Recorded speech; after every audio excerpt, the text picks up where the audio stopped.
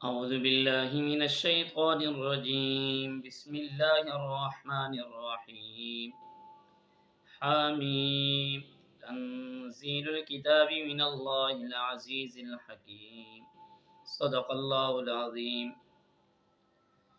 آج بھی انشاءاللہ العزیز سوا پارے کا درس قرآن ہے، پارہ نمبر 26 اور 27ویں پارے کے ایک پاؤ کا۔ یہ صورت بھی، اس کے اندر بھی بنیادی 3 چیزوں کا بیان ہے: عقیدہ توحید، رسالت اور قرآن، اور موت کے بعد کا ذکر اس کے اندر موجود ہے۔ اس صورت کی شروع کے اندر مشرکین مکہ کے ان شکوک اور شبہات کا بیان ہے کہ جب ان کے سامنے قرآن کریم پڑھا جاتا تھا تو اس قرآن کریم کے اوپر اعتراض کرتے تھے۔ بعض کہتے تھے یہ قرآن کریم جو ہے سحر ہے، یہ کوئی اللہ کی کتاب نہیں بلکہ یہ ایک جادوگر کا کلام ہے، یا یہ جادو کی ایک کتاب ہے۔ اور اسی طریقے پر بعض کہتے تھے کہ یہ خود نبی کریم صلی اللہ علیہ وآلہ وسلم نے اپنی طرف سے بنا کر لے آئے ہیں، یہ اللہ کی طرف سے نہیں ہے۔ اس کے بعد سورۃ احقاف کے اندر 2 متضاد نمونے پیش کیے گئے ہیں۔ پہلا نمونہ نیک بیٹے کا ہے کہ جس کا دل اللہ کے نور سے منور ہے اور اس کے دل کے اندر اللہ تبارک و تعالیٰ کی محبت ہے، اور اللہ تبارک و تعالیٰ کی ذات نے اس کے اندر اچھی صفات رکھی ہیں۔ فرمایا کہ جس وقت انسان کے اندر اچھی صفات ہوتی ہیں اور اس کے والدین اچھے ہوتے ہیں تو اس وقت اس کی 3 حالتیں ہوتی ہیں، اور وہ انسان اس وقت اللہ سے 3 دعائیں کرتا ہے۔ پہلی کہ یہ اے اللہ تو مجھے نعمتوں کا شکر ادا کرنے کی توفیق عطا فرما۔ دوسرا یہ کہ ایسے اعمال کرنے میرے لیے آسان کر دے جن سے تو راضی ہو جا۔ تیسرا یہ کہ میری اولاد کو نیک بنا، ایسی اولاد کہ اللہ کی طرف سے جس کے ساتھ جنت کا وعدہ ہے۔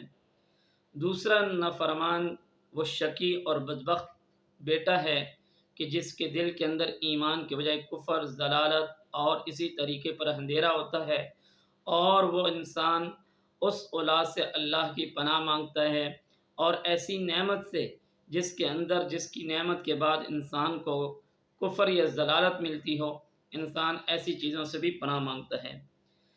ان 2 متضاد نمونے کو بیان کرنے کے بعد قوم عاد، قوم نوح، قوم ثمود، مختلف قوموں کو ان کا بیان کیا جا رہا ہے جن کو اللہ تبارک و تعالیٰ کی ذات نے اتنی طاقت دی ہوئی تھی، ایسی ان کے اندر طاقت موجود تھی۔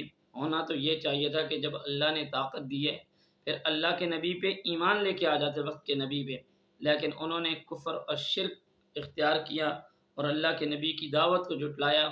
پھر ایسا ہوا کہ ان کے اوپر بادل آئے اور اس کے اندر ٹھنڈی ہوائیں چلیں تو وہ قوم کافی دنوں سے پانی اور پیاس کے لیے منتظر تھی، تو اللہ تبارک و تعالیٰ کی ذات نے پھر ان کے اوپر کتنا سخت عذاب نازل کیا، ان کو ایسے گرا دیا، ایسے اڑا کے رکھ دیا کہ جیسے بڑے بڑے پہاڑ اور درخت پڑے ہوئے ہوتے ہیں۔ آخر میں سورت کے اختتام پر یہ بتایا گیا ہے کہ جو اللہ ارض السماء، زمین اور آسمان کو پیدا کرنے پر قادر ہے، وہ مردوں کو بھی دوبارہ زندہ کرے گا۔ اور آخری آیت میں حضور اکرم صلی اللہ علیہ وآلہ وسلم کو حکم دیا گیا آپ بھی اولو العزم انبیاء کی طرح صبر کریں، اور صبر کا انجام جو ہے وہ بہت اچھا ہے۔ آگے سورۃ محمد ہے۔ ہمارے آقا صلی اللہ علیہ وآلہ وسلم کو اللہ تبارک و تعالیٰ کی ذات نے پورے قرآن مجید میں 4 مرتبہ نام سے پکارا ہے۔ باقی جہاں کہیں بھی آپ کا تذکرہ موجود ہوا ہے تو آپ کو نام کے بجائے آپ کی صفات سے بیان کیا گیا ہے، آپ کو القابات کے ذریعے بیان کیا گیا ہے۔ اور کیونکہ اس صورت کے مختلف نام بھی آتے ہیں، اس صورت کے اندر قتال کا حکم ہے، اور اسی طریقے پر جب مسلمانوں کا آپس میں یا کسی مسلمانوں کا کسی کے ساتھ ٹکراؤ ہو جائے، ان کے ساتھ ان کا مقابلہ ہو جائے، تو اس وقت مختلف صورتیں پیدا ہوتی ہیں کہ تم ان کے جو آپ کے مقابلے میں ہیں ان کو مار کے ڈال دو، اسی طریقے پر ان کے جو بچ چکے ہیں ان کو تم قید کر ڈالو، یا ان کو غلام بنا لو، یا ان کو فدیہ لے کر، ان کو معاوضہ لے کر کے ان کو چھوڑ دو۔ یہ سارے اختیارات اللہ تبارک و تعالیٰ کی ذات نے مسلمانوں کو عطا کیے ہیں۔ اس کے بعد آخر میں جہاد اور قتال اور انفاق فی سبیل اللہ کی ترغیب دیتے ہوئے آخر میں گویا وعید کے انداز میں کہا گیا، اگر تم منہ پھیرو گے تو وہ تمہاری جگہ اور لوگوں کو لے آئے گا اور تمہاری طرح کے نہیں ہوں گے۔ اس کے بعد آگے سورۃ الفتح ہے۔ یہ وہ صورت ہے جس کے اندر جناب نبی کریم صلی اللہ علیہ وآلہ وسلم نے فرمایا کہ آج میرے اوپر جو صورت نازل ہوئی ہے، مجھے دنیا اور جو دو کچھ دنیا کے اندر ہے، اس سب سے زیادہ یہ محبوب صورت ہے۔ اس صورت کے اندر جناب نبی کریم صلی اللہ علیہ وآلہ وسلم کو فتح مبین کی خوشخبریاں سنائی گئی ہیں۔ یہ وہ صورت ہے کہ جناب نبی کریم صلی اللہ علیہ وآلہ وسلم نے خواب دیکھا کہ آپ مکہ میں داخل ہو رہے ہیں اور بیت اللہ کا طواف کرنے کے لیے عمرہ کرنے کی نیت سے آپ نے صحابہ اکرام رضوان اللہ علیہ مجمعین سے مشورہ کیا اور ان کو سارے حالات بتائے۔ صحابہ اکرام آپ علیہ الصلوۃ والسلام کے ساتھ تیار ہو گئے۔ ادھر مشرکین مکہ کو جب پتہ چلا تو آپ علیہ الصلوۃ والسلام کے مقابلے میں وہ آگے، پھر دونوں طرف سے مذاکرات ہوتے رہے۔ 10 سال تک یہ معاہدہ طے ہوا کہ 10 سال تک مسلمان جو ہیں وہ عمرہ نہیں کریں گے۔ اس وقت جو شرائط لکھی گئی تھیں ان کے اندر کچھ شکیں ایسی تھیں جن کو دیکھ کر بہت سارے مسلمان اس چیز پر آگے کہ یہ شکیں تو ہماری بظاہر ایسی ہیں جن سے مسلمانوں کی کمزوری پر دلیل ہوتی ہے۔ تو جناب نبی کریم صلی اللہ علیہ وآلہ وسلم نے حضرت عثمان بن عفان رضی اللہ تعالیٰ عنہ کو مکہ بھیجا اور ان کے ساتھ ان کو کہا کہ ہمارا مقصد جو ہے وہ عمرہ کرنا ہے، لڑائی اور جھگڑے کے لیے ہم نہیں ہیں، ہمارے پاس یہ قربانی کے لیے اونٹ موجود ہیں، ہم صرف اور صرف عمرہ کر کے وہاں سے واپس آ جائیں گے۔ انہوں نے کہا کہ آپ اس سال عمرہ نہیں کریں، آپ واپس چلے جائیں۔ اور ادھر نبی کریم صلی اللہ علیہ وآلہ وسلم کو خبر یکجہتی ملی کہ آپ کے دوست، آپ نے جس کو قاصد بنا کے حضرت عثمان کو بھیجا ہے ان کو شہید کر دیا گیا۔ نبی کریم صلی اللہ علیہ وآلہ وسلم نے وہاں پر اپنے صحابہ اکرام کو بٹھایا اور ان کے سامنے یہ بات رکھی کہ ہم یا تو کٹ جائیں گے یا مر جائیں گے یا حضرت عثمان کا بدلہ لے کر رہیں گے۔ تمام کے تمام صحابہ اکرام نے وہاں پر آپ کے ہاتھ کے اوپر بیعت کی، جسے بیعت رضوان کہا جاتا ہے۔ اس کو بیعت رضوان اس وجہ سے کہا جاتا ہے کہ اس کے اندر اللہ تبارک و تعالیٰ نے اپنی رضا، یعنی جن لوگوں نے بیعت رضوان کی، فرمایا میں اللہ ان لوگوں سے راضی ہو چکا جو اپنے محبوب کی اس ادا پر کہ آپ اپنے قاصد کا، اپنے ایک ساتھی کا بدلہ لینے کے لیے تیار ہو گئے۔ پھر حضرت عثمان رضی اللہ تعالیٰ عنہ کے متعلق جو خبر تھی وہ جھوٹی تھی اور آپ بغیر عمرہ کیے واپس آ گئے، تو اللہ تبارک و تعالیٰ کی ذات نے پھر آپ کو اتنی فتوحات دیں جو بھی آپ کو سنتا سمجھتا اور اس کے بعد وہ آپ پہ ایمان لے آتا۔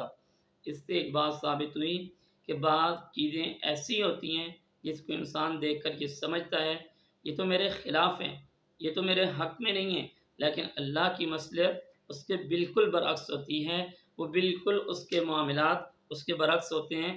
اللہ تبارک و تعالیٰ کی ہر ادا پہ انسان کو راضی رہنا چاہیے۔ آگے دوسرا، پہلا یہ صورت دو متضاد گروہوں کا تذکرہ کرتی ہے۔ پہلا، اگر وہ ان مخلص اور اہل ایمان کا ہے جنہوں نے وطن سے دور اور غیر مسلح ہونے کے باوجود ہر چہ باد آباد کہتے ہوئے اللہ کے محبوب کے ہاتھ پر مبارک پر بیعت کی ہے، موت کی بیعت کی ہے۔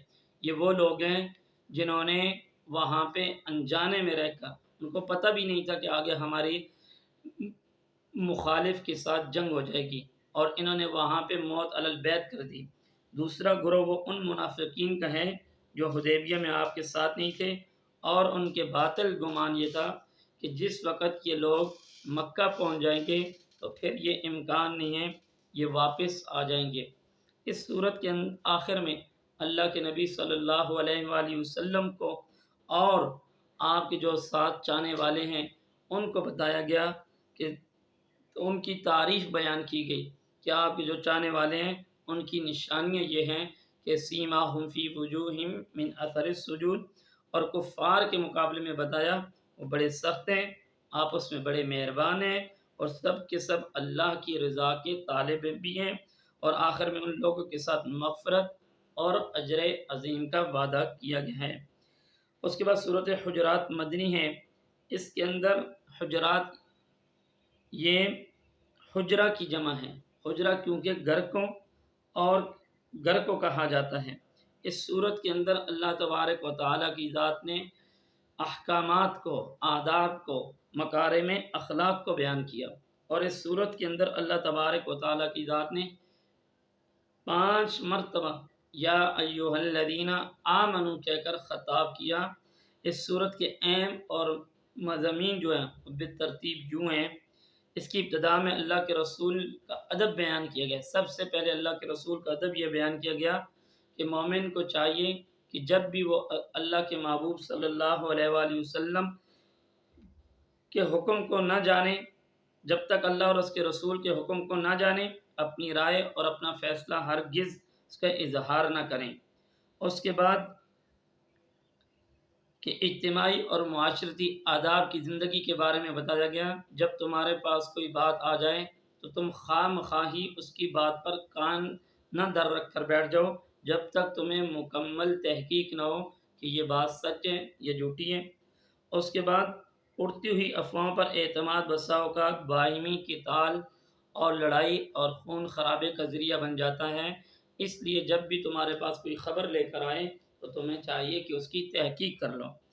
اس کے بعد 6 ایسی معاشرتی برائیوں کا تذکرہ موجود ہے جن کی وجہ سے باہمی تعلقات بھی متاثر ہوتے ہیں، اور ان میں مبتلا انسان اللہ کی نظر میں اچھا بھی شمار نہیں ہوتا۔ پہلی برائی جس سے منع کیا گیا وہ ایک دوسرے کا مذاق اڑانا ہے۔ عام طور پر ایک شخص کا دوسرا شخص جب مذاق اڑاتا ہے تو اسے حقیر سمجھ کے، ذلیل سمجھ کے، کمزور سمجھ کے اڑاتا ہے، اور جس کا تمسخر اڑایا جاتا ہے اور وہ اللہ کی نظر میں بہتر ہوتا ہے۔ دوسری برائی ایک دوسرے پر عیب لگانا، طعنہ دینا اور ذلیل اور رسوا کرنا۔ تیسری برائی کسی کو برے لقب سے پکارنا اور اس کا نام بگاڑنا، یہ سب اس میں شامل ہے۔ چوتھی برائی کسی کے بارے میں بدگمانی کرنا۔ اللہ کے نبی نے بدگمانی کو بدترین جھوٹ قرار دیا ہے۔ پانچویں برائی مسلمانوں کے عیوب اور کمزوریوں کو تلاش کرنا، اور حضرت ابو بریدہ اسلمی رضی اللہ تعالیٰ عنہ رسول اللہ صلی اللہ علیہ وسلم نے ہمارے سامنے خطبہ دیتے ہوئے ارشاد فرمایا، لوگوں اپنی زبان سے ایمان لائے ہو مگر تمہارے دلوں میں ایمان داخل نہیں ہوا۔ چھٹی معاشرتی برائی جس سے ان آیات میں منع فرمایا گیا ہے وہ ہے ایک دوسرے کی غیبت کرنا۔ غیبت کرنے کے بارے میں اللہ فرماتے ہیں کہ یہ ایسے ہیں جیسے تم ایک اپنے سکے بھائی کا مردار کا گوشت کھا رہے ہو۔ غیبت کرنے والا کسی جانور کا گوشت نہیں بلکہ انسان کا گوشت کھاتا ہے، اور جس انسان کا گوشت کھاتا ہے وہ کوئی غیر نہیں بلکہ اپنے مرے ہوئے بھائی کا گوشت کھا رہا ہوتا ہے۔ اس لیے اس چیز سے غیبت کو زنا سے اسی وجہ سے سخت قرار دے دیا گیا۔ اور باہمی تعلقات کی خرابی کا ایک بڑا سبب حسب، نسب، مال، دولت، عزت، آبرو کی خاطر ایک دوسرے کو نیچے دکھانے کے لیے اور دنیا کی دوڑ میں آگے بڑھنے کے لیے اس چیز سے بھی منع کیا گیا ہے کہ تمہارے لیے لازم ہے کہ تم اللہ کے رسول صلی اللہ علیہ وآلہ وسلم کی تعلیمات پہ عمل کرو۔ تم زمانہ جاہلیت کی طرز پر ایک دوسرے کو عار نہ دلاؤ، ایک دوسرے کو ہلکا نہ سمجھو، حقیر نہ سمجھو، بلکہ مسلمان کی شان یہ ہے کہ تمہارے اندر نیک اور متقی جو ہوگا وہ سب سے اعلیٰ ہوگا۔ یہ حسب اور نسب جو ہے یہ تو صرف پہچان کی چیزیں ہیں۔ آخری آیات میں بتایا گیا صرف لفظی اور ظاہری ایمان کا اعتبار نہیں بلکہ اللہ کے ہاں اس ایمان کا اعتبار ہے جو دلوں میں پیوست ہو جائے اور مومن کو اللہ کی راہ میں مال جان قربان کرنے پر آمادہ کر دے۔ سورۃ قاف یہ مکی صورت ہے۔ یہ صورت اسلام کے بنیادی عقائد پر مشتمل ہے۔ اسے عام طور پر نبی کریم صلی اللہ علیہ وسلم جمعہ اور عیدین جیسے بڑے اجتماعات میں پڑھا کرتے تھے۔ اس صورت کی ابتدا میں قرآن مجید کی قسمیں کھائی گئی ہیں، اور اس قسم کا جو جواب ہے وہ محذوف ہے، چھپا ہوا ہے۔ فرمایا لَيَبْعَثَنَّ، ضرور بضرور اللہ تبارک و تعالیٰ کی ذات ان کو دوبارہ جمع کرے گا۔ یہ صورت انسان کے اس مسئولیت کا احساس دلاتی ہے کہ انسان کے دل میں جو وساوس، جو خیالات گزرتے ہیں، ان تک کا علم اللہ تبارک و تعالیٰ کی ذات کے علم میں ہے، اور اس کے ساتھ 2 فرشتے مقرر ہیں جو اس کے اعمال اور اقوال کی نگرانی کرتے ہیں۔ جب موت آئے گی تو وہ انسان کے اعمال کو، نامہ اعمال کو لپیٹ دیں گے۔ آگے صورت ذاریات ہے۔ اس صورت کے شروع میں 4 قسم کی ہواؤں کی قسمیں کھا کر یہ بات ارشاد فرمائی جا رہی ہے، جس چیز کا تم سے وعدہ کیا جاتا ہے وہ سچ ہے، وہ انصاف کا دن ہے، وہ ضرور واقعہ ہو کر رہے گا۔ پھر آسمان کی قسمیں کھا کر فرمایا، تم ایک متناقض بات میں پڑے ہوئے ہو، جو کل کے کافر ہوں یا آج کے کافر ہوں، یہ سب کسی ایک بات پر متفق نہیں۔ قیامت کے بارے میں، قرآن کے بارے میں اور صاحب قرآن کے بارے میں ان کے اقوال بالکل مختلف ہیں۔ اس پارے کے آخر میں اللہ تبارک و تعالیٰ کی ذات نے حضرت ابراہیم علیہ السلام کے آئے ہوئے مہمانوں کا تذکرہ کیا کہ جب وہ ان کے پاس آئے تو ان کو مہمان سمجھا، اور پھر ان کے لیے اللہ کے نبی صلی اللہ علیہ وآلہ وسلم حضرت ابراہیم علیہ السلام نے بچھڑے کو جو ذبح کیا، اور جب ان کو دعوت دی، جس کا کچھ حصہ پارہ نمبر 27 کے شروع میں ہو رہا ہے، تو جب آپ نے دیکھا کہ ان کی توجہ اس کھانے کی طرف نہیں، تو پوچھا کہ آپ کون ہو؟ انہوں نے کہا ہم تو اللہ کی مخلوق ہیں، ہم تو اس کو کھانا کھانے کے لیے نہیں آئے۔ بلکہ حضرت ابراہیم علیہ السلام نے پوچھا پھر تم کس مقصد کے لیے آئے ہو؟ تو انہوں نے کہا ہم حضرت لوط علیہ السلام کی جو بستی ہے اس کی نافرمانی اور اس کا گناہ حد سے بڑھ چکا ہے، اس کو ہلاک کرنے کے لیے آئے ہیں۔ سورۃ طور مکی صورت ہے۔ اس صورت کی ابتدا میں 5 قسمیں کھا کر فرمایا، بے شک تیرے رب کا عذاب واقع ہو کر رہے گا۔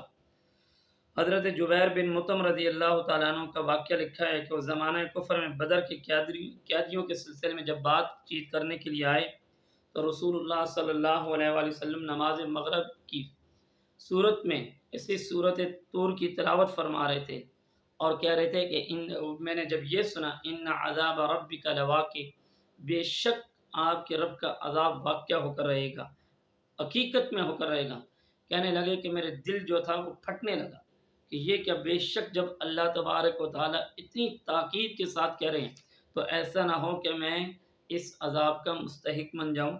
وہ فرماتے ہیں کہ میں نے اس صورت کو جس وقت سنا، ان آیات کو سنا، تو میں اسی وقت اسلام قبول کر لیا۔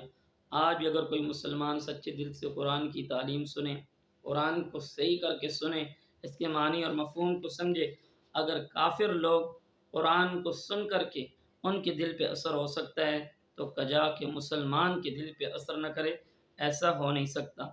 اس صورت کے آخر میں اللہ کی تسبیح اور تحمید کا حکم دیا گیا ہے، اور یہ خبر دی گئی ہے کہ اللہ آپ کی حفاظت کرے گا اور ظالموں کو عذاب کا سامنا کرنا پڑے گا، ایک دنیا کا عذاب اور دوسرا آخرت کا عذاب۔ سورۃ النجم یہ مکی صورت ہے۔ اس صورت کی ابتدا میں گرتے ہوئے ستارے کی قسم کھا کر حضور علیہ السلام کی صداقت بیان کی گئی۔ آپ کا معجزہ معراج کا ذکر ہے، جس کے بارے میں اللہ کی قدرت اور بادشاہت کے عجائب و غرائب مشاہدے کیے گئے۔ جبرائیل علیہ السلام کو انہوں نے اصلی حالت میں دیکھا، جنت، دوزخ اور سدرۃ المنتہا جیسی آیات اور نشانیوں کی زیارت کی گئی۔ سورۃ النجم مشرکین کی مذمت کرتی ہے جو لات اور عزیٰ جیسے بتوں کی عبادت کرتے تھے اور فرشتوں کو اللہ کی بیٹیاں قرار دیتے تھے۔ یہ سورت قیامت کا تذکرہ کرتی ہے جہاں نیک اور برے اعمال کا پورا پورا بدلہ دیا جائے گا۔ یہ سورت بتاتی ہے کہ ہر شخص انفرادی طور پر اپنے اعمال کا ذمہ دار ہے، کسی شخص کو اس کے گناہ کی وجہ سے کسی دوسرے کو سزا نہیں دی جائے گی۔ یہ سورت کریمہ قدرت وحدانیت کے بعض دلائل ذکر کرتی ہے، مثلا یہ وہی اللہ جو ہنساتا ہے، رلاتا ہے، بیماری دیتا ہے، صحت دیتا ہے۔ اس صورت کے اختتام پر قرآن کے بارے میں مشرکین کا جو رویہ تھا اس کو ذکر کرتے ہوئے فرمایا گیا، پس کیا تم اس کلام سے تعجب کرتے ہو، ہنس رہے ہو، روتے نہیں بلکہ تم کھیل رہے ہو؟ اب اللہ کے سامنے سجدہ کرو، اسی کی عبادت کرو۔ اللہ تبارک و تعالیٰ سے دعا ہے کہ اللہ پاک ہمیں ان باتوں پر عمل کی توفیق عطا فرمائے۔